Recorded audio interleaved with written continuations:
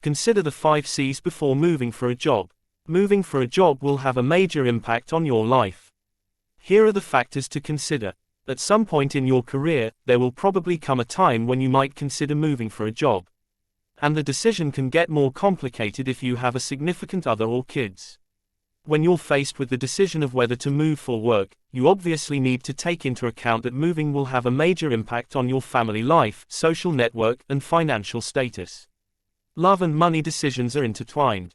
Although a job may sound like a money decision, it is absolutely a love decision as well. Don't rely on your gut. Making the decision to move is hugely complicated and stressful. One mistake that we often see is people rushing the decision-making process. We like to get these decisions done. There is a part of us that would just like to have it over with. Although it's uncomfortable to be in the process of actively making the decision, it's essential to be thorough for such a major life decision. Take into account the short-term logistics. In the short term, moving is going to require a lot of work. Handling the logistics can be daunting. If the company is paying for the move, there is often a company representative in charge of your move that will help you sort through many of the moving parts, but if you are doing the move without company support, the logistics will include packing, unpacking, moving cars, crating special items, and finding a new place to live. If you own a home, there will be the question of whether to sell or find a renter. If you have kids, you'll need to figure out the school and childcare arrangements. If you have older parents who depend on you, you might need to take into account whether their needs will be taken care of after the move. Whatever the details are, make sure to get an idea of what they will be before making the decision. For the long-term impact, consider the 5 C's. When it comes to the long-term impact of a move, we recommend using the 5 C's as a framework. The 5 C's include clarifying your preferences, communicating with your partner, considering your alternatives, checking in with other people who might have insight, and considering the consequences. 1. Clarify your preferences. If you're considering moving for work, it's a time to clarify what's important to you in life. If career is the important thing, and moving will help with advancement, then that's a high priority. But if the priority is being close to family or having a tight-knit group of long-term friends, then the disruption of moving may not make as much sense. Whatever your priorities are, find a way to figure them out before making the decision. 2. Communicate with your family. For people with significant others, you'll need to talk out the decision with them.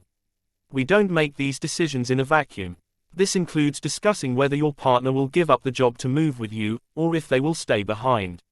For parents of children, depending on their age, there will also need to be a family discussion about how they are going to adjust to the new place and what their new home will look like. For teenagers, this will mean a major disruption to their schooling in the years leading up to college applications, while younger kids are going to be saying goodbye to their friends.